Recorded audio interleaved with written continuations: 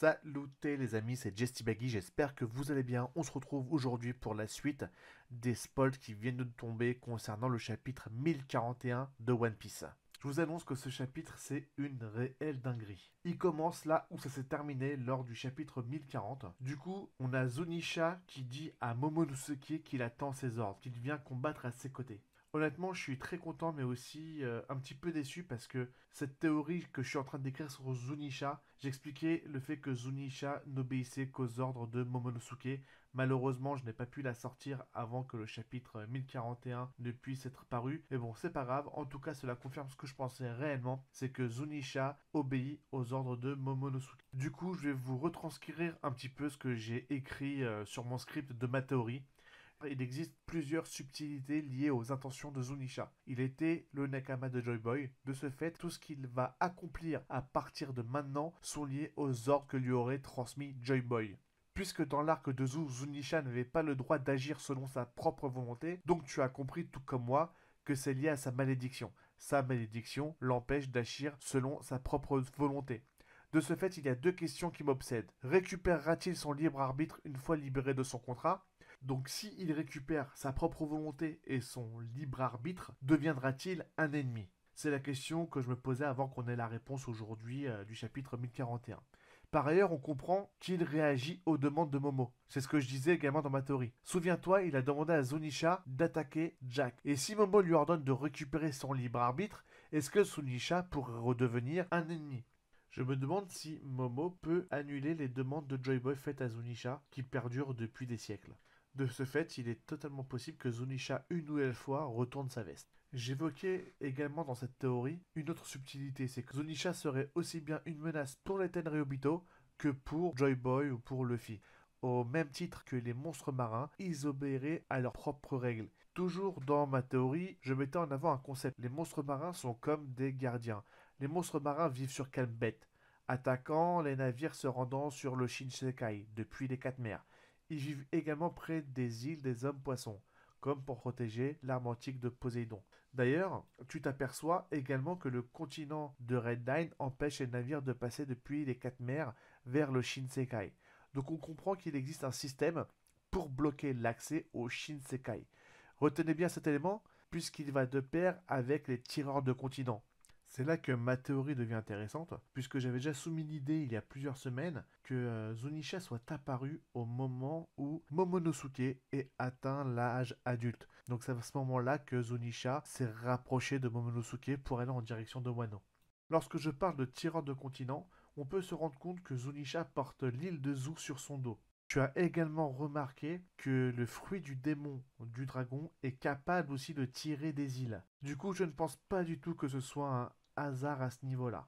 La seconde similitude, c'est qu'aujourd'hui, on a Luffy, qui est la représentation directe de Joy Boy. Au final, Luffy serait le Joy Boy moderne et Momonosuke serait le Zunisha moderne, puisqu'on sait très bien que Joy Boy et que Zunisha aient été alliés à un moment donné.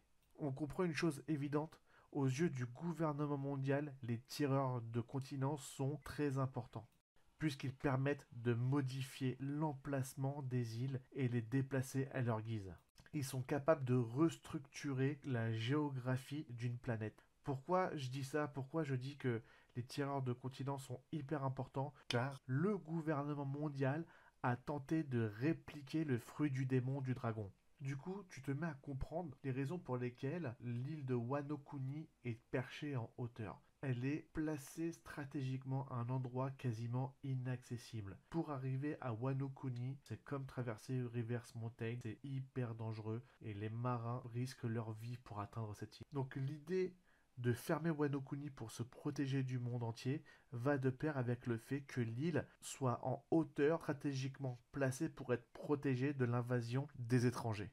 Nous savons que le clan Kuzuki doit protéger un savoir, celui d'écrire les ryoponeglyphes. Ils doivent également protéger la nature propre de l'île, c'est-à-dire qu'au fond de leur terre, ils possèdent des minéraux très rares, ultra résistants. Je suppose même que c'est grâce à ces minéraux qu'ils ont pu construire les poneglyphes. Et comme le dit si bien Big Mom, il y a un lien entre Wano et le One Piece. De la même manière que le lien entre Wano et le One Piece se fait par le clan Kuzuki, parce qu'ils sont capables de créer des poneglyphes. Et les poneglyphes sont capables d'indiquer les positions des armes antiques, mais également la position du One Piece. Au final, pour protéger ceux qui savent écrire l'histoire, il faut les mettre à un endroit inaccessible. Et c'est là où Zunisha intervient. C'est là que les fruits du démon tels que celui du dragon ou les géants comme Oz capables de déplacer les continents.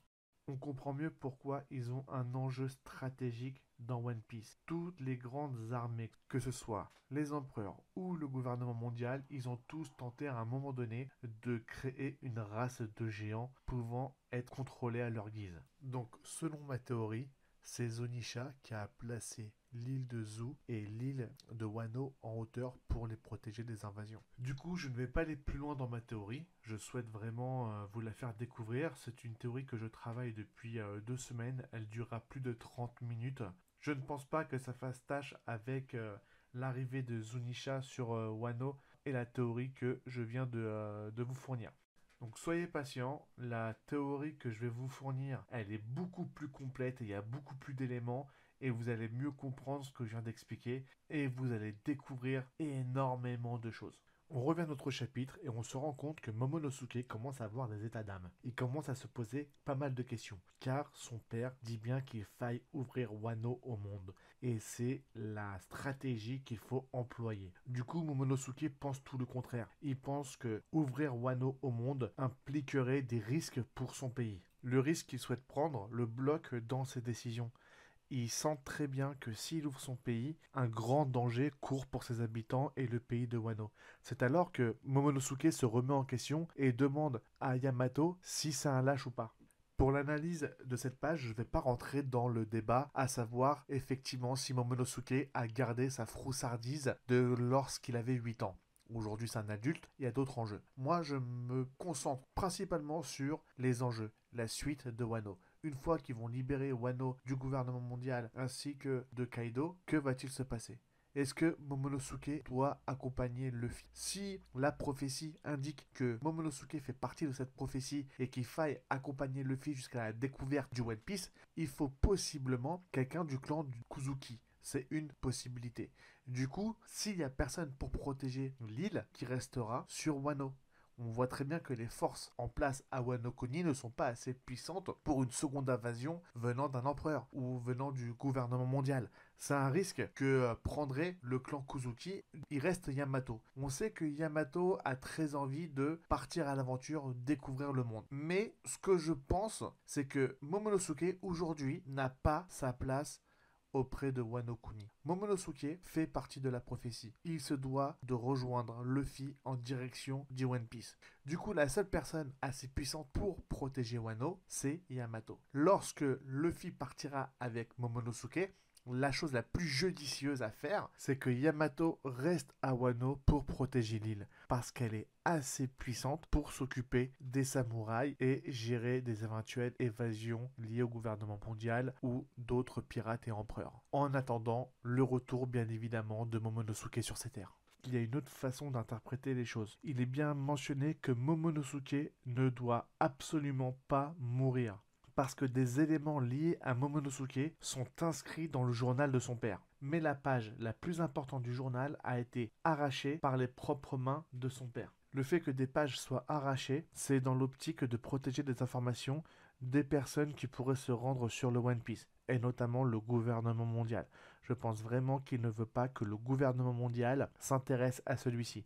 Vous pourrez voir ma première vidéo sur le chapitre 1041, je rentre un peu plus dans le détail à ce sujet. Par ailleurs, Yamato semble vraiment inquiet pour la vie de Momonosuke. Pour moi, ça veut dire une chose. Ça veut dire que Yamato doit continuer à protéger Momonosuke.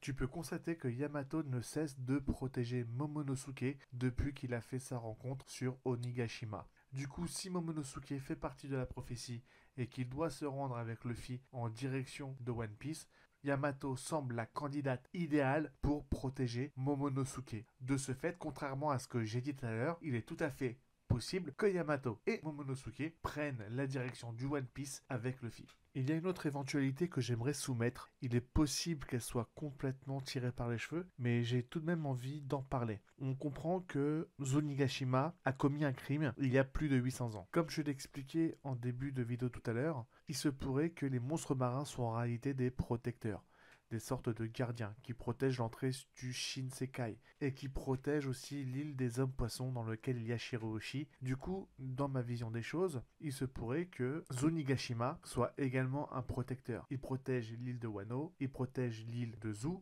On sait très bien qu'il y a un road poneglyph sur le dos de Zunisha et que Wano est une île en hauteur qui doit être protégée de toute invasion. Donc est-ce que Zunisha a un rôle de protection sur éventuellement le One Piece ou plus proprement sur l'île de Wano? Si aujourd'hui Momonosuke décide d'ouvrir le pays au reste du monde, est-ce que cela ne va pas à l'encontre des préceptes de Zunisha? Est-ce que cela ne va pas à l'encontre des missions propres internes de Zunisha? N'est-ce pas cet événement qui ferait que Zunisha se retourne contre Momonosuke de la même manière que Zunisha se soit retourné contre Joy Boy il y a 800 ans? En termes d'analyse, je clôt le sujet sur Momonosuke, Zunisha. Là, on va directement se diriger au 3e étage du château d'Onigashima, là où se trouve Fukurokujo. Apparemment, Fukurokujo a perdu connaissance. Il se trouve au sol, complètement brûlé, ce qui signifie que Reizu a gagné son combat face à Fukurokujo.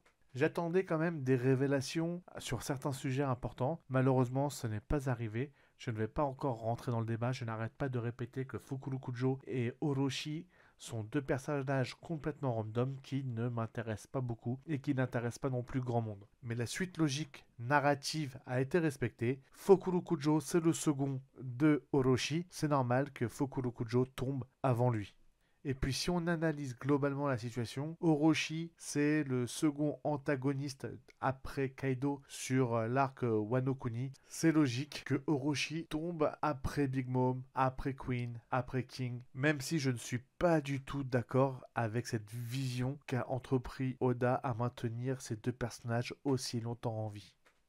C'est alors que Jinbei intervient pour demander à Reizu ce qu'il fait encore ici. Et puis Reizu lui répond s'il n'était pas avec Luffy Dono. Et c'est là que Jinbei explique qu'il est en train de préparer une chose qui est presque terminée.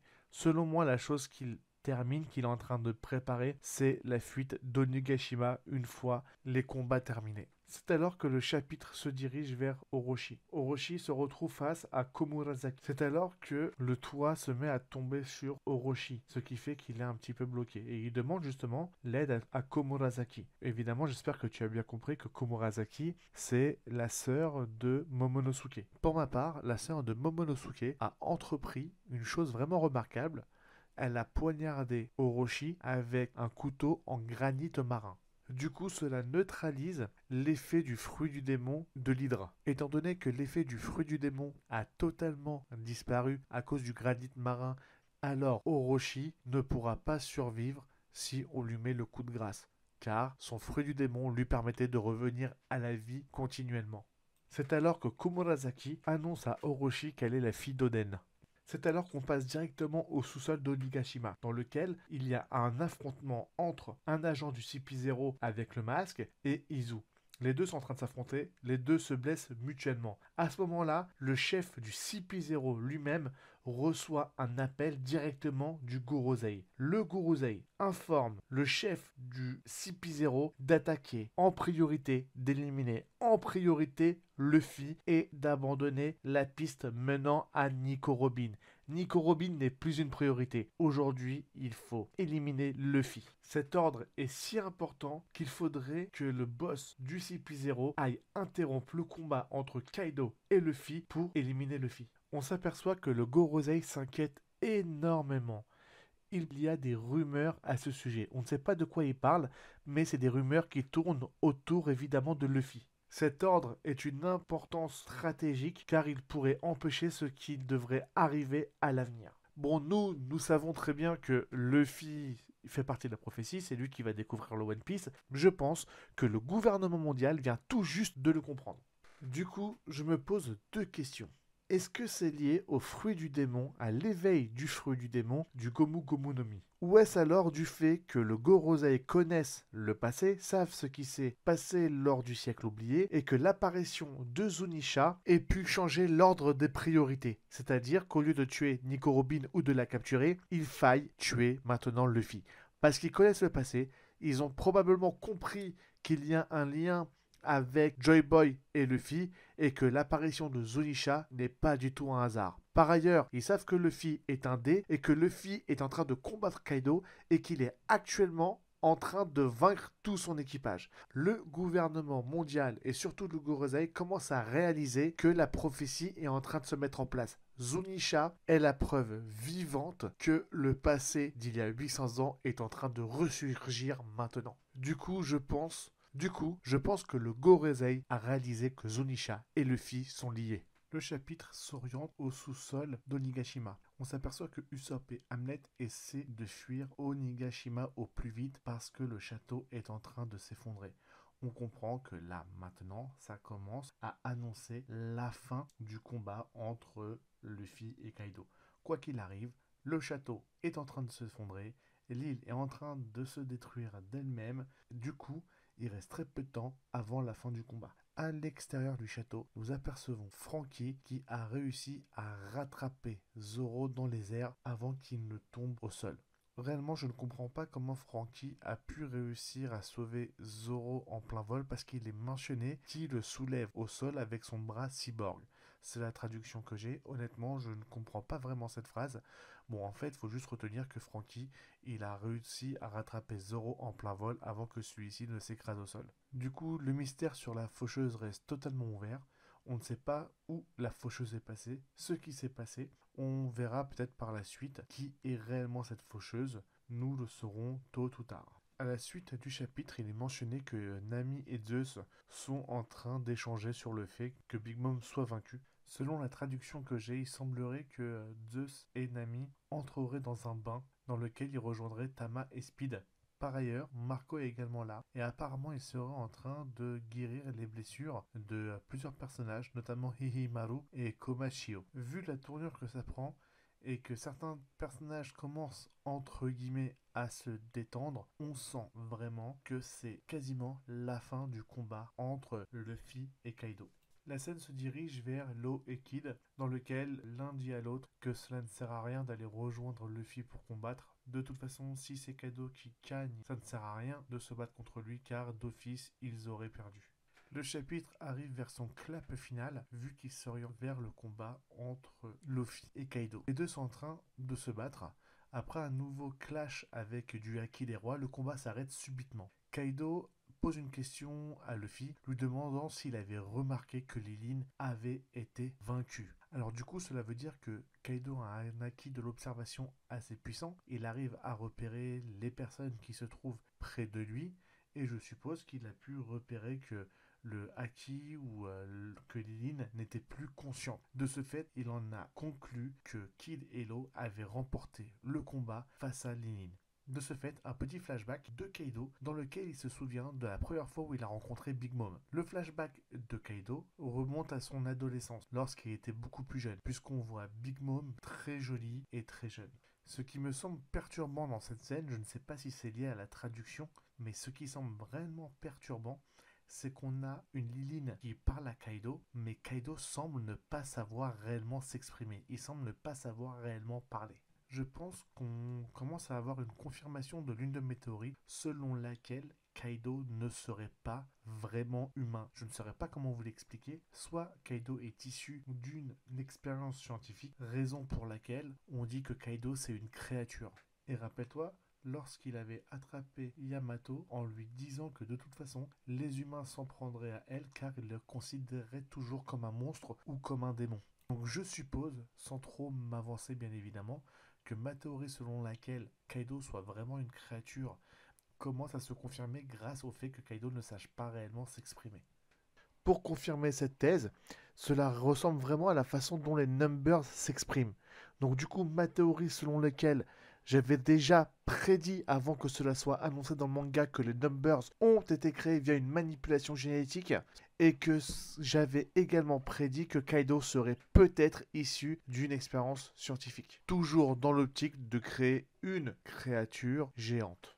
Rempli d'émotions suite aux souvenirs qu'il a évoqués avec Luffy concernant Lilin. Du coup, Kaido commence à se transformer et entrer en mode alcoolique, tristesse et pleurs. Luffy interrompt la transformation de Kaido en lui collant un coup de poing très rapide avec du Haki des rois dans son visage. À ce moment, Luffy passe en Gear 4, version Snakeman, et c'est là qu'il envoie une nouvelle technique qui s'appelle le Gomo Gomo no Hydra. Donc on comprend qu'il faut une attaque mythique pour détruire un empereur. C'est dans une superbe double page que Luffy utilise une nouvelle attaque avec laquelle il frappe Kaido d'un enchaînement de Jet Culverin. Évidemment, sans oublier que cette attaque est enduite de Haki des rois. Surpris par cette attaque, Kaido ne comprend pas d'où viennent tous ces coups de poing. Il ne comprend pas d'où vient cette force que Luffy arrive à tirer actuellement. C'est alors que Luffy explique qu'il est en train d'utiliser cette dernière force pour effectuer son dernier Gear Force du combat. Il explique qu'il n'arrêtera pas de l'attaquer tant qu'il lui reste de la force dans son corps. Luffy pense qu'avec cette attaque, il va pouvoir très certainement virer Kaido de Wano Kuni. Alors du coup, selon vous, est-il possible que ce soit la fin du combat entre Kaido et Luffy? Est-il possible selon vous que la semaine prochaine, il y a la suite du combat et que l'on voit Kaido KO complètement jeté en dehors de Wano Kuni? Nous avons pu réaliser qu'à chaque fois que l'un des antagonistes perd face à Luffy, le méchant de l'arc est souvent expulsé soit vers le ciel, soit dans les profondeurs de la terre, soit en dehors de son château ou de son île. En l'occurrence, dans ce cas de figure, on a Luffy qui annonce d'emblée qu'il va réussir très certainement à virer Kaido de Wano Kuni. Par ailleurs, je voudrais rajouter qu'on se rend compte que Kaido a vraiment de l'estime. Il a vraiment gardé une part d'humanité, un amour envers Lilin, un amour en tant que camarade, car c'est la première personne, on a l'impression qu'il a accueilli dans l'équipage de Rox. C'est elle qui lui a ouvert la porte en lui disant que si tu avais quelque chose à demander, passe par moi et ne fais pas trop confiance à Shibek. Il s'est souvenu qu'il a un passif avec Lilin et que c'est ensemble qu'ils devaient trouver le One Piece en s'entraidant. Et que toutes ces valeurs d'humanité que Kaido et que Lilin avaient au préalable ont disparu avec le temps. Je pense que c'est l'effet Rox d'Ishebek. C'est en intégrant cet équipage que leur nature a probablement changé. Et c'est à cause de cet équipage qu'ils sont devenus les empereurs impitoyables et monstrueux qui n'ont pas de peine et pas de remords à tuer qui que ce soit. Rappelez-vous que même King disait à Kaido qu'il était probablement la réincarnation de Joy Boy. Parce que à ce moment-là, Kaido a dû garder encore un petit peu de son humanité.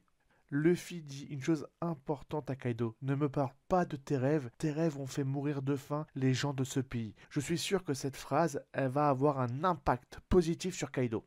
Cette phrase va changer en lui quelque chose qui apportera un changement plutôt positif et probablement qu'il va aider Luffy ou va le prendre en sympathie. Je vous assure que cette phrase, elle n'est pas anodine.